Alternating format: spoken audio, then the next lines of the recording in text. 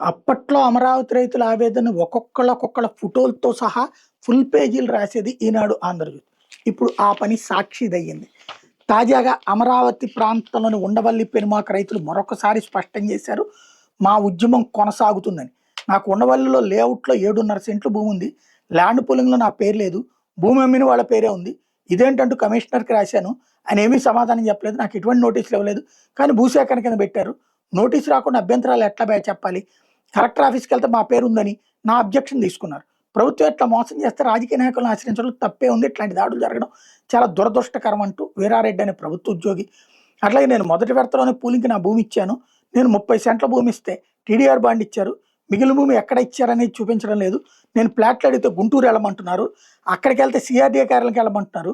821 మంది రైతులకి 5 విడతలుగా నోటీసులు ఇచ్చారు. ఇంతవరకు ఇచ్చిన రైతులకే న్యాయం చేయలేదు. కొత్తగా భూములు తీసుకుని ఏం చేస్తారు? సీఎం నివాసం పక్కనే ఉన్న మాకు మౌలిక సదుపాయాల విషయంలో ఎవరూ పట్టించుకోవడం లేదు. కొంతమందికి పెన్షన్లు నిలిపేశారు. మా ప్రాంతంలో రోడ్లు, లైట్లు ఏర్పాటు చేయలేదు. ఇప్పటికైనా మా ప్రాంతాన్ని అభివృద్ధి చేయండి అంటూ కోటేశ్వరరావు అనే ఆయన స్టేట్మెంట్.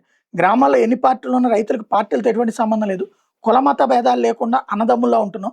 దయచేసి గొడవలు పెట్టద్దు, మా భూములు కాపాడుకునేందుకు ఎవరినైనా కలుస్తాం. అధికారులు ఇచ్చిన మాట తప్పి రైతులు మోసం చేస్తున్నారు. దానికి ఉదాహరణ నేనే. నాకు సిఆర్డీ అధికారులు ఫ్లాట్లు కేటాయించేదాకా నా పొలంలో అడుగు పెట్టడానికి వీల్లేదంటూ, నా పొలం చదువు చేయడానికి వీల్లేదంటూ ఒప్పందం కుదుర్చుకున్నాను. 9.3 ఒప్పందం పత్రం ఇవ్వగానే ఉండవల్ల గ్రామ సభ జరుగుతుండగా రోడ్డు కాంట్రాక్టర్ వచ్చి మోటార్ పీకేందుకు ప్రయత్నించాడు. ఆ విషయాన్ని అధికారుల దృష్టికి తీసుకెళ్లాను. ఇప్పటివరకు ఏమీ ప్రయోజనం లేదు. పొలానికి 2 వైపులా 5 అడుగుల మేర తోలారు. వర్షం వస్తే పంట మునిగిపోతుంది. నా పరిస్థితి ఏంటంటూ అనంత శివరావు అనే రైతు. అట్లాగే కిసాన్ రైతు సంఘం గతంలో రాజధాని నిర్మాణానికి 5,000 ఎకరాలు సరిపోతుందని స్పష్టం చేసింది. అట్లాంటిది ప్రభుత్వం 50,000 ఎకరాలు సేకరించింది. నేను కూడా ఓ రైతునే. ఉండవల్ల అనేక రకాల పంటలు పండిస్తాం. 365 రోజులు పూలు, కూరగాయలు పండించి ఎవరి మీద ఆధారపడి మన కుటుంబాన్ని పోషించుకుంటాం. ఎట్లాంటి భూములు కాంక్రీట్ జంగిల్గా ఎలా చేస్తారు? రాజధాని నిర్మాణానికి ప్రభుత్వం పూలింగ్, నాన్ పూలింగ్ అని ఇచ్చారు. ఇవ్వని వాళ్ళు 9.2 ఫారం ఇవ్వాలని అధికారులు కోరారు. రైతులందరం ఇచ్చాం. ఇప్పుడేం భూములు ఇవ్వని రైతులను ఇబ్బందులు పెడుతున్నారు. వల్లి గ్రామాల్లో దాడి చేసే కల్చర్ ఎప్పుడూ లేదు.